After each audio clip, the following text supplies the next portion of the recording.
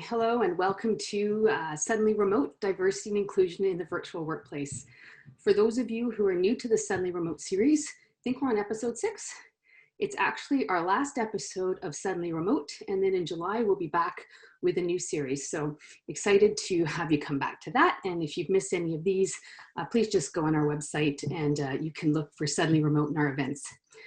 So today, it's a big topic. I was just chatting with Amelia, who's my host here, about, feeling like it's a hard time to know what your voice should be. And last night I was up and wondering about even, where's my place in this conversation? We had initially planned this talk, over a month ago.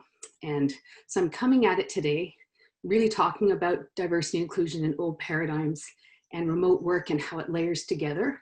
However, I am running an exchange, so there'll be a chance for you to participate, share your ideas, send some advice, and hopefully participate in the conversation, because I really do feel that this shouldn't be me talking to all of you, but us talking to each other.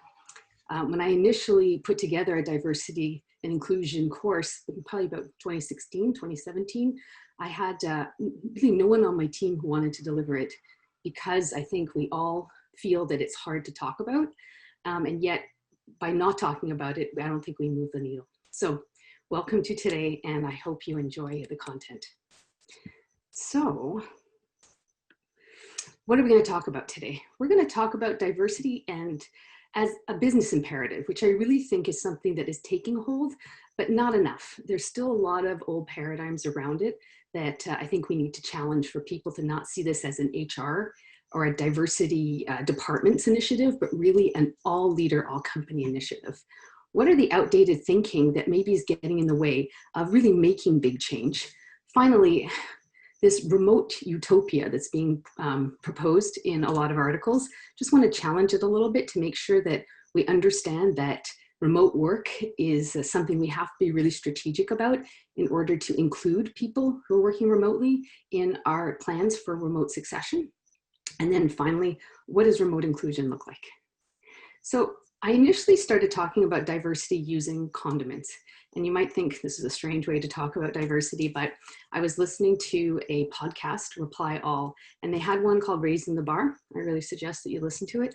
And really about the idea of the paradigm, which is still held by a lot of people, that diversity is something that's, good to do. It's what good companies do because it's like a nice thing to do versus a business imperative. And the analogy they gave was, imagine you're running out of ketchup. So you open your fridge and you have no ketchup, and you have a barbecue going and there's tons of kids around, and you'd probably be freaking out because you'd be like, oh my God, if I don't have ketchup, what am I going to do? And so as you're digging around in your fridge, certainly my fridge I'd be digging in, you would probably find mustard. There's an alternative. And because I live in Quebec, I'm going to say mayonnaise, because we use ketchup and mayonnaise interchangeably here. And you would be like, okay, I had a ketchup problem and I have a mustard and mayonnaise solution. And likely those are the things that you would bring out. Now, interestingly enough, if you're from the South or you're from the UK, open ketchup is actually kept in the cupboard. It's not refrigerated. Now, you might be in the middle of being thinking, oh my God, that's disgusting, because when things are done differently than you're used to doing them, you often have a paradigm about them. So you wouldn't look in the cupboard because you'd never keep ketchup in the cupboard. However, if you're from that part of the world, you would be opening up your cupboard and you would say, oh my God, we're out of ketchup. And likely what you would see next to it is vinegar. So essentially, your ketchup problem would be solved by vinegar. My ketchup problem is solved by mayo or mustard. And the idea about diversity is that when we have problems as an organization and we only have one way to solve them, that's all we're going to be thinking about. But the more different people from different backgrounds and different upbringings in different countries, you're going to end up having a whole lot of other solutions to your ketchup problem. Now you think about what's going on in the world with COVID and the economy tanking, and my gosh, everyday companies that are filing for bankruptcy, there's a lot of ketchup problems. And there's got to be a lot of different solutions. And those solutions are really going to be found by having as many different thinkers there are. And there's a lot of evidence to support that. Now, recently I've been hearing something about, two dimensions of diversity. I talked about it as well way back when I started this work. And the idea was that diversity has multiple dimensions. There's everything from, ethnicity, race, gender, geography, and there's all those components. And then you start hearing, but there's also a second dimension to diversity. And that means that you can all actually look physically the same, but you can be cognitively diverse, meaning that you're from different, work backgrounds, or, you have different ways of thinking and processing information. And these two dimensions to me initially seem like good. I say we want both. What I've been feeling though recently, and it's hard to say, is that this addition of this second dimension of diversity, this idea that, hey, it's also how you think, has a bit of a feeling to me like all lives matter with Black Lives Matter, which is that if we now add another dimension, which is that it can be just if you think differently or if you come from a different company, we now can say, hey, we're pretty diverse. And therefore the urgency to really look at diversity is diminished because we've now just redefined diversity so that we can look at each other and say, oh no, we are diverse. And this has only come to me in the last little while when I've been working and talking about diversity. And whenever I bring it up, it's like, oh, what about cognitive diversity? And so while I think both are important, I think it's important to understand that if you bring up both, it feels like, hey, I don't have a house fire, I have a small grease fire. And I think that we really need to look really carefully because the diversity needle hasn't moved that much with all these initiatives and all this research. In fact, a lot of the talks that I gave in 2016 and 2017, I could give today. They're not out of date yet, and that's really alarming. So even if you have a lot of different kinds of thinking, that's just a lot of different kinds of mustard. So what we really want to benefit from maximum problem solving and ideation and future thinking is multiple ways of solving the catch-up problem. And I think now we're in uncharted territory globally. We want to have the best and most robust kind of problem solving there is. And frankly, there's so much research. A lot of it's started coming out in 2016, which is why I'm saying this research came out, which was really this idea that non-homogeneous teams are smarter. They're just simply smarter. That there's a ton of research showing that working with people who are different from you allows you to overcome stale ways of thinking. So if you think of what we're doing now, we've run a lot of companies, especially legacy businesses, one way. And we're seeing that whether it's in entertainment, restaurants, retail, all these businesses sort of, quaking in what's happening, not able to understand how to pivot. And we don't have a playbook for that. All we have is the combined intelligence of the people who work for us. Diverse teams also have better results. McKinsey, again, 2015, talked about how ethnic and racial diversity gave you 35% better financial returns. Now, next one, those in the top quartile for gender diversity had 15% more returns. Now, let's think of an example. What if you found out that like a product like, I don't know, Salesforce or Teams or any technology product would give you those kind of returns, 35% more likely to have better financial returns. You would probably just have purchased that. You would have just implemented that because you'd be like, hey, I got to get my hands on those better returns. And yet all of this research conjured up all this excitement at the time, and yet the numbers really haven't moved that significantly. I was trying to do as much research I could on Fortune 500 companies. And again, a lot of the data I found was actually from 2012, a little bit coming up to 2017 and 18, but there's not a lot that tells you exactly the racial and gender makeup of Fortune 500. Basically today, from what I found, there are 4 Black CEOs in the Fortune 500. In there, there's 22 white women, there's 3 non-white women, there's 21 non-white men, and there were 4 LGBTQ people. So essentially, we're at about 10% of the total population. So, these results, they changed a teeny bit over the last 5 years, but not much. So even with all this research on the tremendous revenue generation and ideation that comes from diversity, we're not seeing it move up those ranks in a meaningful way. Why is that? I believe, this is something I talk about frequently, that we bring in new thinking while old thinking is still there. We bring them in together as if somehow they're going to cancel each other out. So I'm going to ask you a question, and I'm going to ask you to answer it in the chat. So if you're ready, it's time to type. What year do you think this phone is from? What year? Just put in the chat. Guess what year you think this phone is from. Thank you. I see it's coming through fast. I have 1990, 1994, 2009, some of it, 2002, 90s, 93. All right, this is just like awesome. 1956, I think was a typo. I think it's probably 1996. All right, so amazing. So this phone is actually from 2004. Now, you're probably like, 2004? Are you kidding me? You probably have an image of 2004 had way better tech. No, this phone is from 2004, and I know because I worked at a mobile tech company. Now, how many phones have you had, back in the chat again, just guess, between the phone I'm showing here and the newest iPhone, Samsung, or whatever device you have? Just guess how many phones you've had in between. I see 6, 10, 8. So we're going anywhere from 3 to 10, too many, 25. 25, you must be my husband. Now, here's another thing. And you don't have to tell me, I won't tell anybody in your family. The likelihood that all those phones came in because the old one was broken is probably 0. In fact, we replace technology, whether it be laptops or phones or TVs, not when they're broken anymore. We replace them, why? Because there's something better. Because there's something that just works better in the current environment. So we literally retire old tech, not because it's totally out of date and broken, it just doesn't make any sense. Now, imagine thinking. This is a concept called idea technology. I stole it from Barry Schwartz. This is the idea that imagine we replaced our thinking as often as we replaced our phones. So think about it. You have this idea about how to run business or how business works or what successful leadership traits are. And you look at it every 18 months like you would with your phone contract or 2 years. And you're like, is there a better idea? And you do some research and some Googling, you find a better idea. And you're like, you know what, I'm going to let go of that idea about leadership or that idea about how to run my business because there's a better idea here.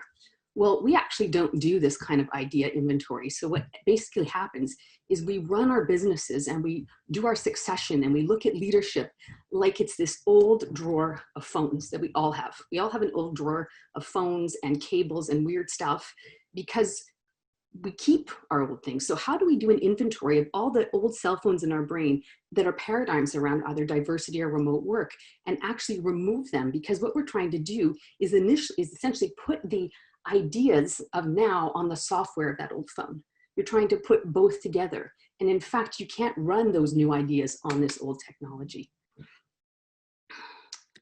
So let's unpack some outdated thinking. It's one of my favorite things to do. Merit and fit. Have these really been, I would say, questioned or challenged since 1994, like that phone? Oh, I would say I've been in the workforce since the mid-90s, and I don't think there's been a real challenge to some of these conversations. So I'm going to put up a doozy here and give you a second to read it. I'm open to hiring anyone, just don't make me hire a less qualified candidate because they're diverse. Hands up if you've heard this since the last couple of years. Anyone with their hands up feature? Oh yeah. This is like an old time favorite. My God, the hands are going up like crazy. Literally, we hear this all the time. So here we have this understanding, tons of research in the last 4 and 5 years about the immensely amazing business impact of diverse hiring. And yet we have this outdated thinking that if I'm hiring someone diverse, their qualifications are going to make them less qualified, even though I can just think that by being diverse, they actually will have a positive business impact. There's another reason, though, we say that, and I'm going to unpack that. What does qualified mean? What does merit mean? There's a French saying, I'm from Quebec, qui se ressemble s'assemble. What it means is those who resemble assemble. Basically, we just have a way of looking at what we think qualified or merit is in terms of what we've experienced in our life. So if you look at people's referral network, if you look at people's advice that they give, it tends to mirror the exact life that they had. So if I think about it, when somebody says, how did you get where you be? What kind of advice do you usually give? You give advice based on your past. You don't say, hey, look, I never had a overseas placement, but I think you should. You'll end up talking about the schools you went to, the companies you worked for, the positions you have. You're literally saying, I'm going to cut and paste my life onto you because that's what qualified looks like. It looks like whatever I did. So qualified is also usually based on the background of the last person who had the role.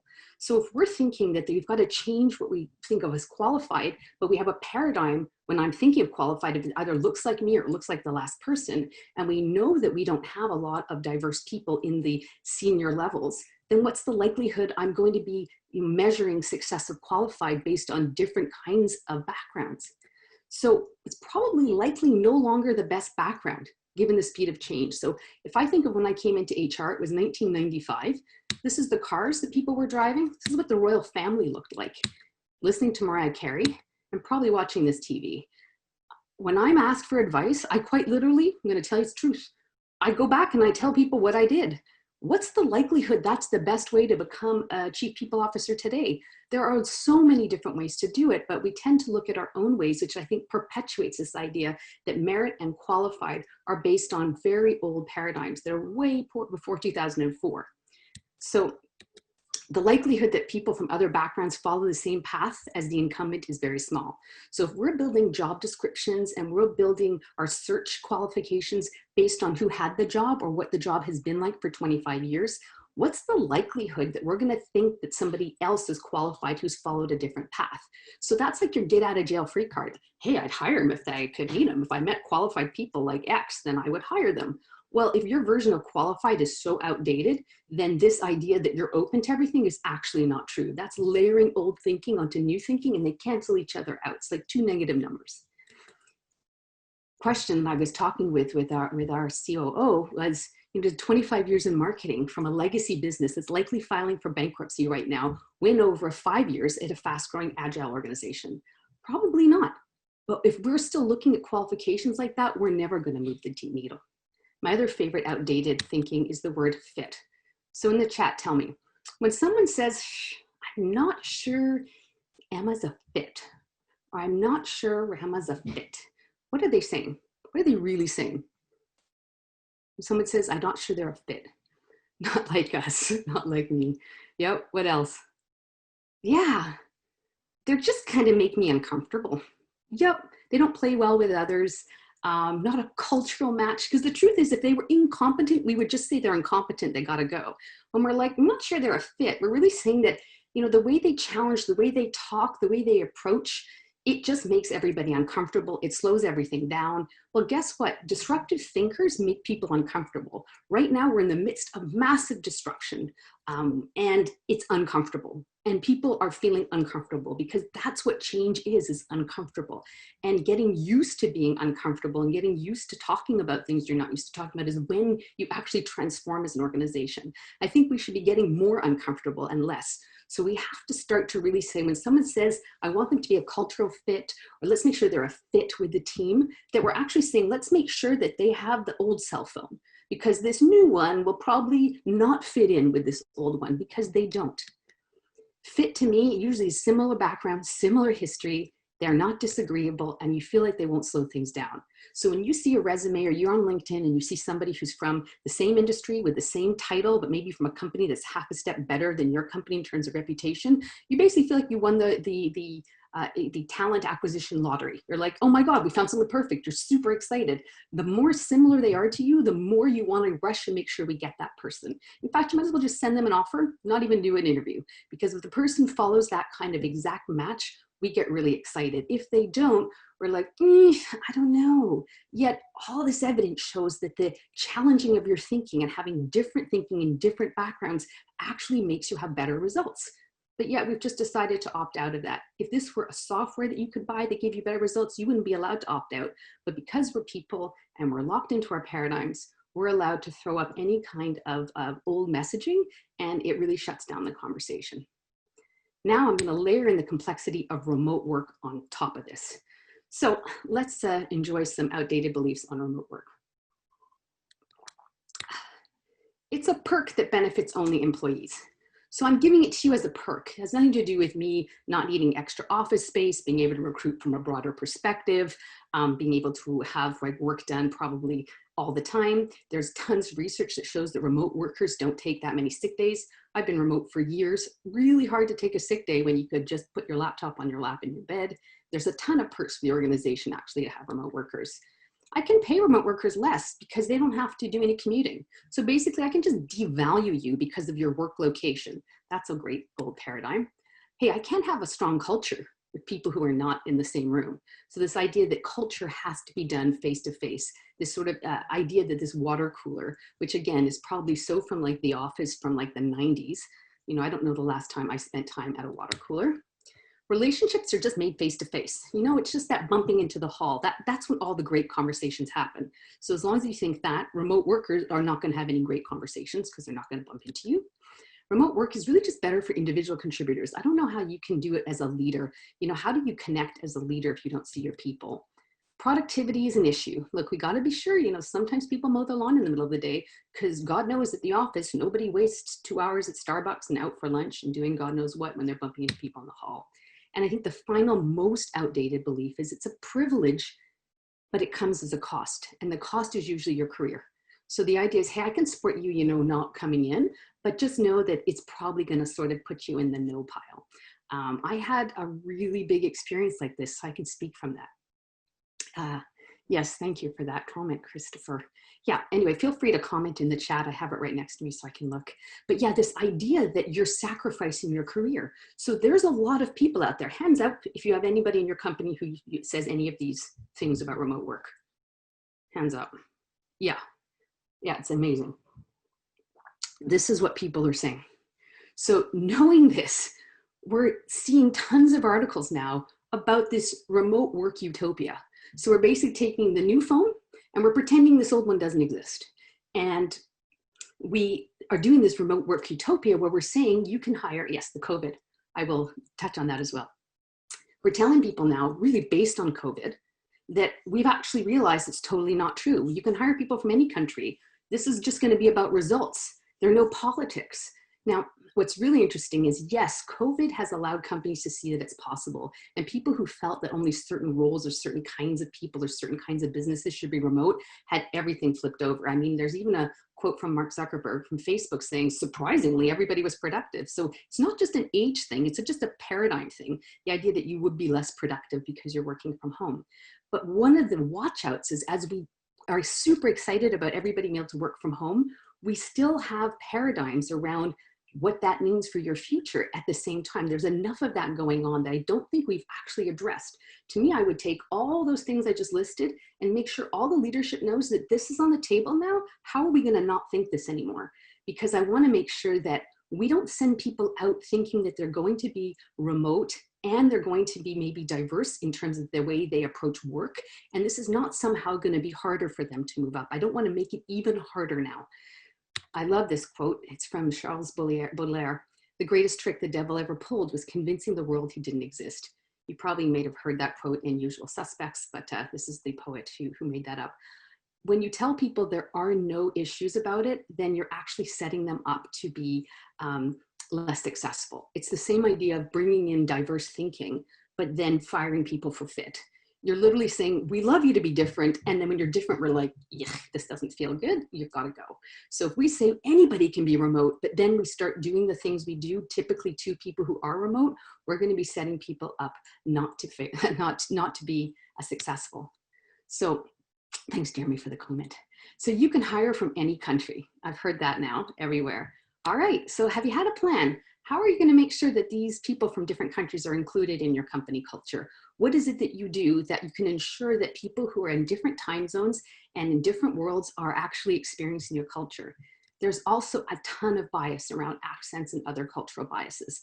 So are you preparing your leaders and your fellow employees and working on those biases? Because we know just knowing you have them actually doesn't change them. It just gives you awareness. It's kind of like being aware that you scream at people when you're stressed. Great, now could you stop screaming at people when you're stressed? So having an awareness of bias doesn't mean we've addressed that bias. So have we really worked on all of these things before we say we're going to hire a bunch of people from other countries and we're going to tell them, hey, it's totally flat. You can rise to the top here. Make sure that's actually true. Results are another one. I've heard it's everywhere. It's great when people are remote. It's only about results. It's just about who has results. Well, I don't know if you've ever been in a talent review. Results are part of the equation, but a huge part of the equation is interpersonal skills, reputation, strong relationships, who you know, the kinds of connections you've made. And that's just how human beings are. So if we tell people this is all about results and it has nothing to do with how you navigate the corporate culture and politics, you're actually, again, setting people up not to be successful. So you might show somebody on their first day of work, hey, this is the org chart. And they're like, oh, super, I'm down here, green guy on team 2. I'll just do my really good work and I'll just show tremendous results and someone's going to notice me. Well, I don't know if you've ever been that person, but that actually is not how the world works. And remote doesn't change anything. Just because you're not in the same room doesn't mean you're still not a group of people functioning together. And any group of people that functions together that has a higher cognitive ability than ants organizes itself. There's an organized pecking order that just starts to define itself.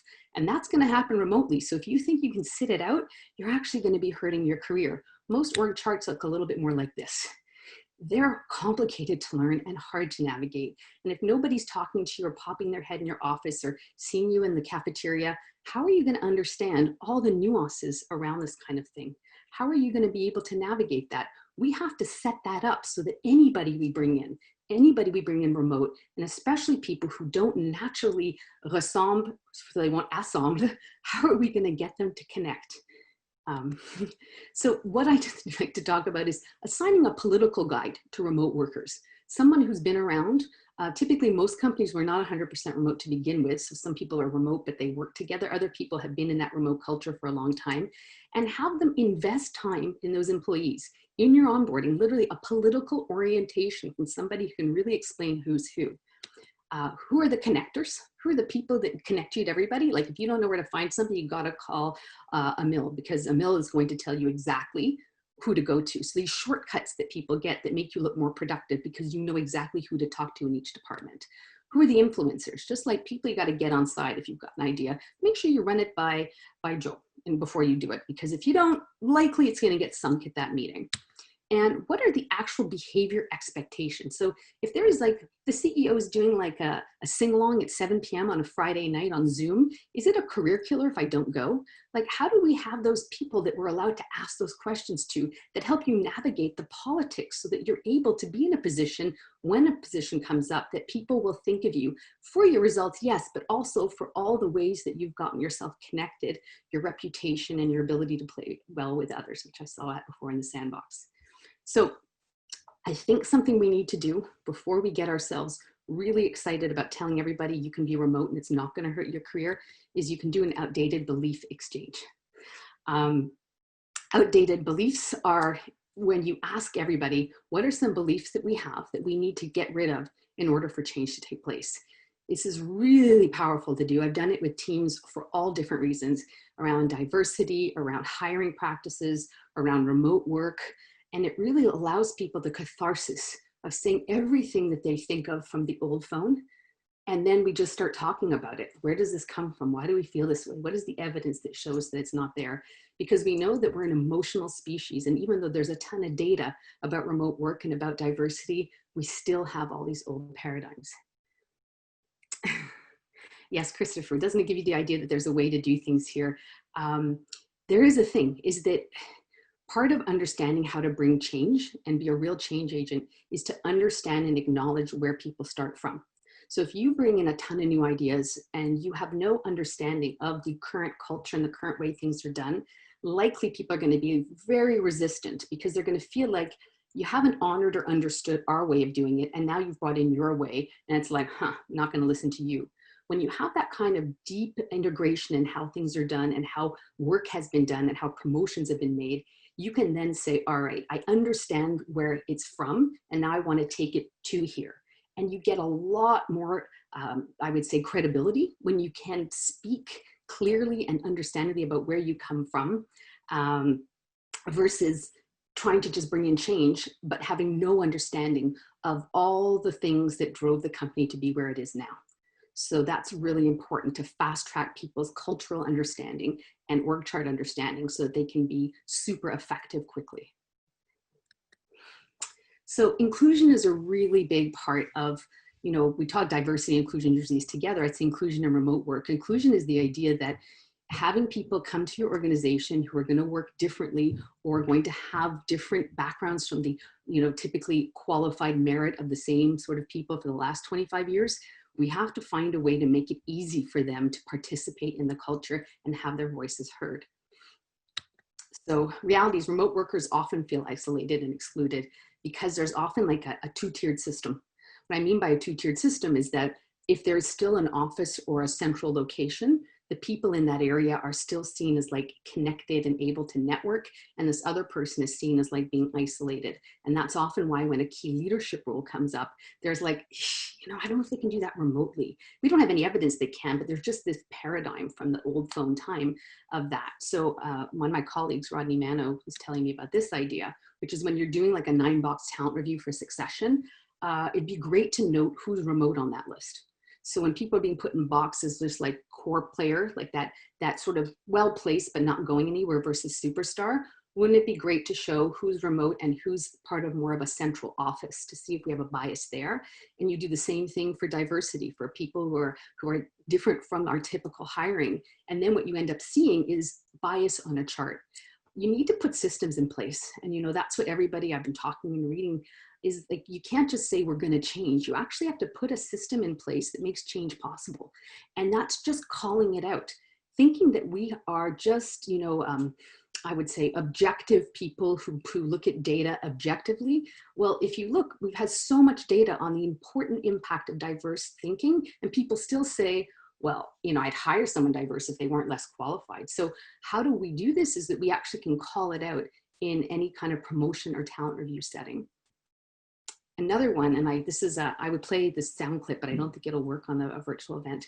I was listening on the CBC, that's Canadian Broadcasting Corporation. It's a radio show. And this young gentleman was talking, and it was super interesting about limiting beliefs. He was in an acting school, 18 years old in Toronto, a very diverse city. And really enjoying it and really excited. And he talked to his father about being an actor, and his father said to him, like, have fun in acting school, but you're never going to get a job acting. And he said, what do you mean? He goes, well, the people who look like us aren't in movies and TV. And this was this heartbreaking interview with this kid who was basically thinking, there isn't anyone like me. So who else in that acting class was thinking that? And it's the way it is in companies, is that when we don't see examples of people in roles, whether it's diverse, remote people at top executive levels, what's the likelihood I'm going to think that that's possible for me? So we have to make sure that we get examples and fast track those examples so that people can see that it's actually possible to move beyond that mid-management position that we often see people capped at if they don't fit that typical model. Thank you, Jeremy, for the audio. It's more I'm worried about the Wi-Fi sort of glitching. So simply adding, but I'll share it with you if you'd like to hear the clip. So basically, diverse employees on the roster doesn't create a diverse culture if they don't get to interact and they don't get to collaborate and they don't get to meet. So if you want the benefits of a diversity and you're layering in remote, you're going to have to work on all the ways you can get people working and meeting each other, problem solving and collaborating. And it's going to be intentional and it's going to feel like work, but it actually has proven results at the end. Not a lot of things that we do, we know are going to work. This one, we actually have done the science. So all you need to do is do a little bit of that work. So this is a great question to ask your diverse staff, your company, is to say, what does effective diversity inclusion programming look like to you? Allow people, your remote workers, to collaborate on what they feel diversity and inclusion looks like, given that they're not in a central workplace. Interesting thoughts came out of this exchange. You can see here that having programs that help leaders learn about the business impact of diverse race, age, gender on teams. So basically saying that we need to have training that says this isn't a nice thing to do, it's critical to the success of the company. Because nice things to do, people can opt out of. Just so you know, there's a lot of not nice people who appear to be successful. But business critical things that you opt out of, that's a career killer. So how do we move diversity from what a good company does to what a successful company does? And while I know we talk about that with our new phone, there's still a lot of other people out there feeling that merit and qualification is based on a long list of old paradigms. I love this one here. Remote workers need to have the same professional development ops as those in-house. This appears to be a remote working class ceiling at our org. So again, working from home, people see that they don't see those people in key and critical roles leading large important teams. And so how do we make sure that those options are provided as well? So a couple small things that I've shown before. When someone is hired remotely, make sure we use Slack We announce it to the whole world.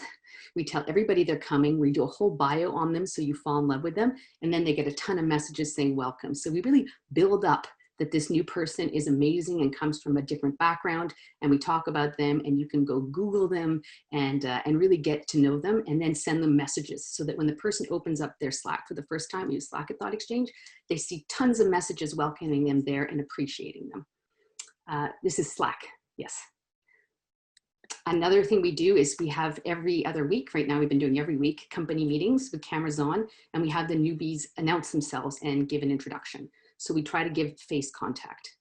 We also run an exchange, which is really, really fun. We've just run this one, but I love it, which is what advice would you give our new Thoughtexchange colleagues to help them have a really start to their career? This is a bit like a political orientation in a Thoughtexchange.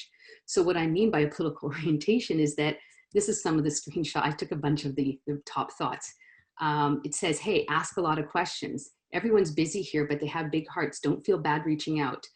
We talk about our core principles. When someone offers help, they mean it. And look at this one at the bottom, I love. Structure changes frequently. Don't panic if you move teams or change bosses. It's to be expected. So these are all the kinds of things that you would have got if you made a bunch of friends on your first day, but you're not going to be having necessarily that kind of contact right off. So when we hire somebody, they get this pages of advice from colleagues before they start. So they come in already feeling like they have a little bit of a sense of what kind of company we are and that they feel included. We also do donut dates. For whatever reason, I'm having a mouse issue here. There we go. Donut dates. So donut dates are on Slack as well, where you're randomly matched with somebody else for a 30-minute donut date where you're supposed to just meet them, say hello, and chat. And we encourage our senior leaders to stay in the roster as well. The reason for that is it allows you to have random matchups with people. And it's really interesting to talk to people from different cities. We have people in Canada and the US, New Zealand and Australia. So we can, connect with people and talk to each other.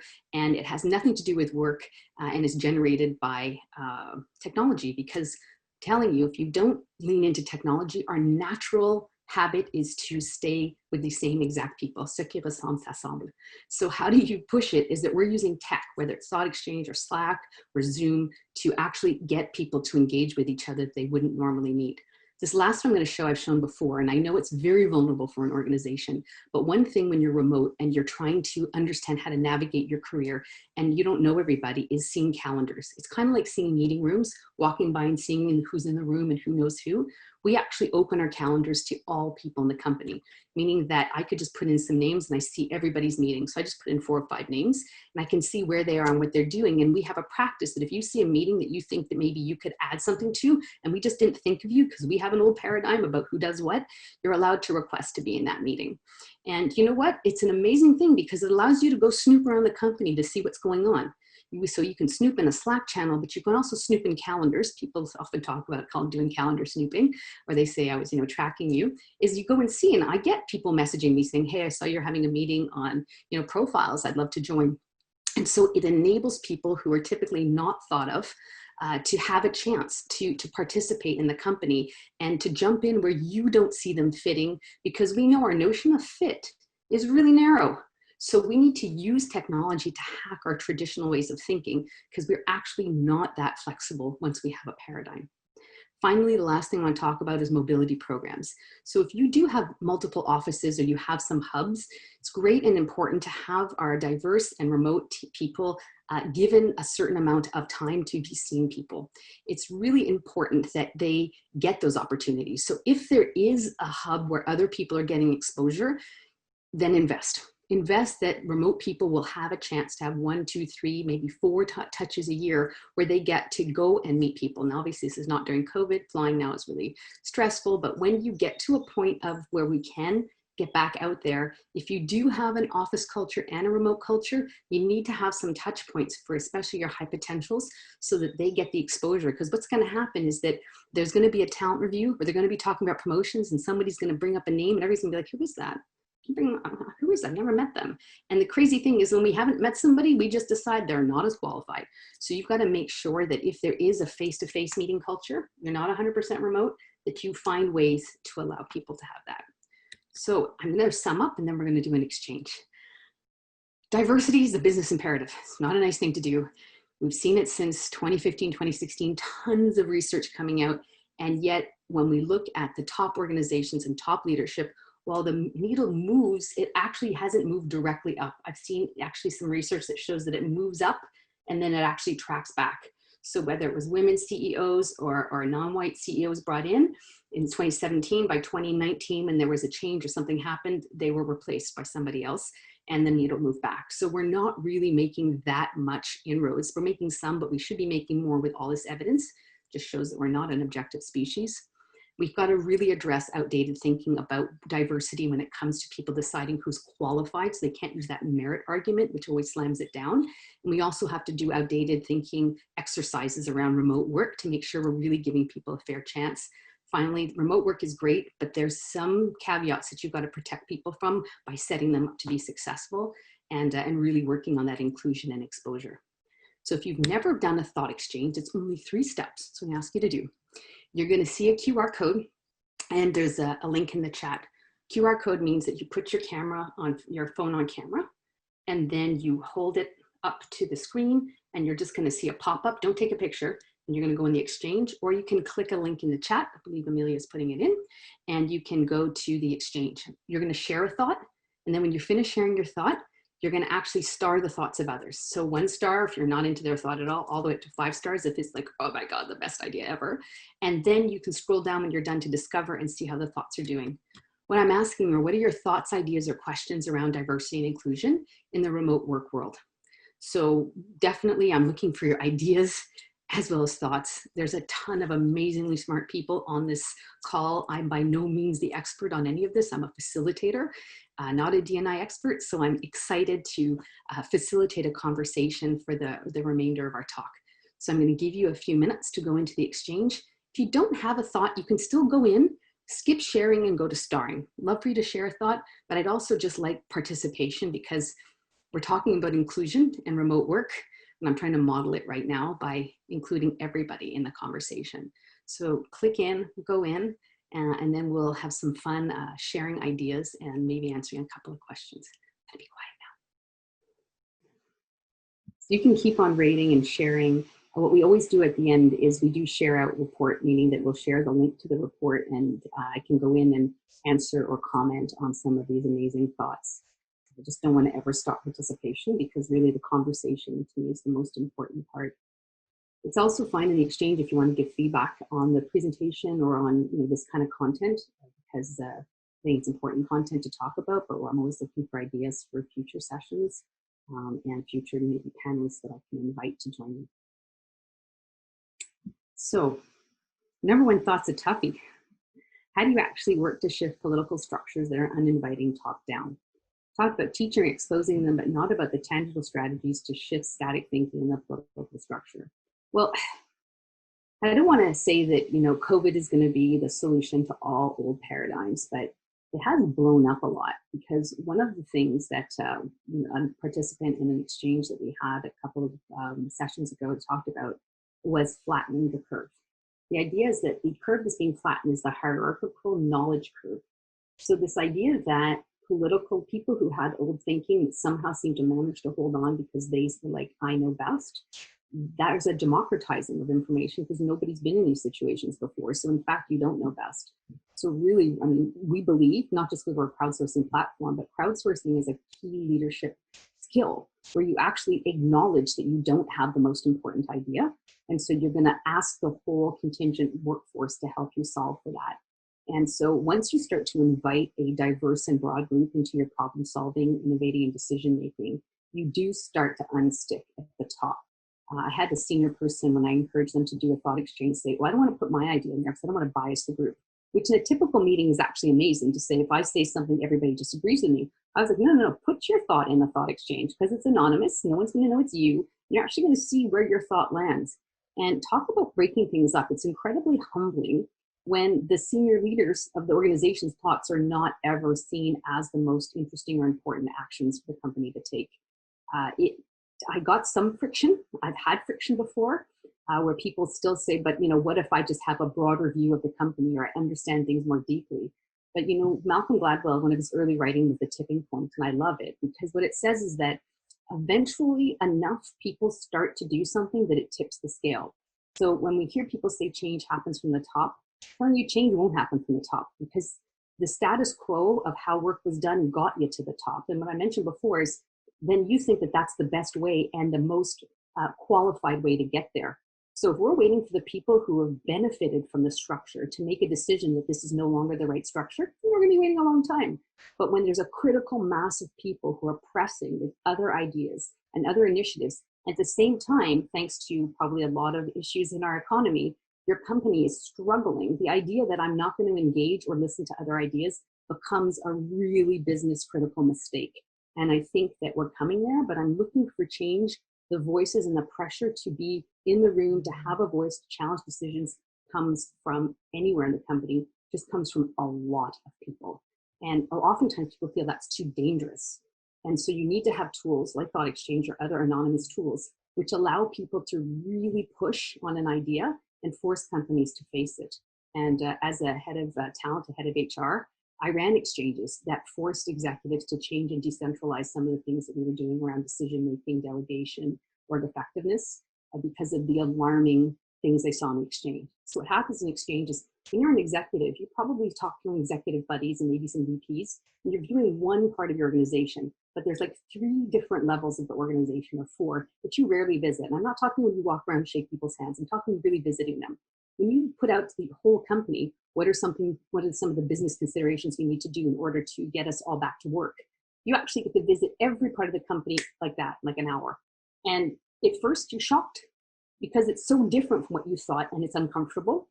But after the shock comes out, you see the opportunity. It doesn't happen overnight, I'm gonna tell you. It's over the course of repeatedly doing this kind of thing that gets people to say, I think I need to run an exchange. I think I need to reach out to a broader group of people. But they won't do it naturally. And the first time they do it, they'll find a way to say it didn't work. But you've got to help be relentless and demand for those kinds of tools to be available to you. That was a really long answer for one. I'm going to look at my time. That's terrible. Okay. Until employees say diversity at the top levels, it'll be difficult for organizations to demonstrate, have been show that they're inclusive, recruiting diverse candidates. Yeah. So I've done a lot of looking and research, and there's a lot of diversity hiring at entry level or mid level. And then there seems to be a stop at that point. And I think it's, for me, it's really, I've been thinking about it a lot. It's really this idea that they're not qualified, because qualified is what everybody else here looks and does like. And look, I had a personal experience about that where I was remote and I had a different background from my predecessor. And I was quite literally told, you're in the wrong city, don't have the right background. And essentially it's a 60-hour-a-week job. I have 3 kids. So also don't want a mom. Broke my heart. But it was, at least I got told that personally. A lot of people don't get those promotions and they don't know why. At least I had the grace to find out myself. What I think here is that we have to just really put in every feedback mechanism that there is, even if you're using old school survey results or focus groups, that you won't believe the diversity and anti-racism statements that your company is making until you see that change. Just not going to accept it. Doesn't exist. Until you show it to me, I'm not going to listen anymore, because the evidence has been there for so long and we haven't seen the needle move. Really push back when you see job postings that look identical to the person who had the job before. Really push back on that. Really challenge that. And I think that over time there will be a groundswell to push that it has to be top level. Because if we wait for these people who are like just out of school or like 30 or something, they're waiting 15 years for this to happen. And you know what? Waiting a long time, it's not acceptable to wait 15 more years. Get comfortable with being uncomfortable. That's what my workout video tells me every day. Yes, I have been uncomfortable. Planning for this talk was uncomfortable. Looking and doing all the research and wondering about what my role is speaking about it. But we have to get used to being uncomfortable and making each other uncomfortable. In fact, that's what change is, making each other uncomfortable. So we have to let go of the idea of fit is somebody who doesn't rub people the wrong way or disrupt or slow things down with their thinking, because they're actually just making us uncomfortable. Diversity brings change and new ideas. So true. So true. What's the first step in making leadership realize there's a problem? I don't know if hands up if anybody's ever been in this room, just do your hands ready, to be the first person to say we have a diversity problem in an organization or team. Anybody here bring it up? You could be like the person who brings it up. Hands up if you sort of said, I think we have a diversity issue. I don't see a lot of hands. I've done it a couple of times. It's actually really dark when it happens, because people have a visceral reaction because they think you're saying that they're a bad person and a racist. What you just have to really be doing here is to call it out. Call out, and when there's a hiring or a posting or a new person in place and everybody's cheering along, whatever your company's feedback mechanism is. I keep saying Thoughtexchange because we're anonymous, but say, hey, this is great. What about diversity? Where is diversity in this? And so I think a big point is that we just have to show people that we know it's happening. Try doing when you're a diverse person in leadership. Oh, try doing it when you're the diverse person. Hey, Rika, I hope I'm pronouncing your name properly. I had a situation like this where there was a challenge about gender diversity in my organization and the fact there were not a lot of women. And there were 63 people, and I remember counting, there were 13 women, and there was only one non-white person in the room. And everybody was going on about how we have to deal with gender diversity. And I just locked eyes with this person of like, are we just not going to acknowledge this is happening? There are tons of really uncomfortable moments. And if I think back, that was about 10 years ago, I'd so regret if I could take a time machine that I didn't say, I'm sorry, what are we talking about here? But I didn't feel confident at the time. I've grown more confident with time, but I missed an opportunity. And I don't think we should miss those moments. And I shouldn't have left it for that person to be the person. And I didn't do it. So, years later, when I did talk about diversity as an issue, I got notes back from people saying they thought it was offensive. A lot of notes talking about cognitive diversity. So yeah, it's hard to do. We have only 5 minutes left. I want to pay attention to the chat. I do want to also let you know that if you do have any other topics, you can put it in the exchange or even drop it in the chat, or you can check me out on LinkedIn. I'm the only Declan Wood on LinkedIn. I'm the only one, so there's no excuse. I'd love to have your feedback and input on this topic and on any topics around diversity, anti-racism, and how it interplays with either remote work or work culture. I'd love to have panelists as well join me. So please do give me feedback. I really would love it. Planning for this session, I wished I had reached out to more people and not just read articles. So I'm reaching out to you now. You joined me today, and I'd love to have your input for future sessions. It's such an important topic. One more one, I'm going to scroll down. Posing the question, what outdated beliefs do we need? Yes, that's such a good question. You put that out there, and I'll tell you, people start laughing the way they start laughing when they see someone fall, but they know they shouldn't. They're reading them, and they're disgusted by what they're reading, but they know it's true. And just that allows for a conversation to flow where we just eradicate all that thinking, and we challenge that thinking, and we say we're going to call each other on it. And then when it happens next time and someone's like, I'm not sure it's easy to fit, we're like, fit, meaning that they don't agree with you. So you create like a healthy dialogue around those beliefs so you can challenge them. What was the question? The question is, what outdated beliefs do we have around X that we need to address before change can take place? I'm literally saying, what old cell phone do we need to put in the drawer before the new cell phone will work? Because they don't work at the same time. Thank you.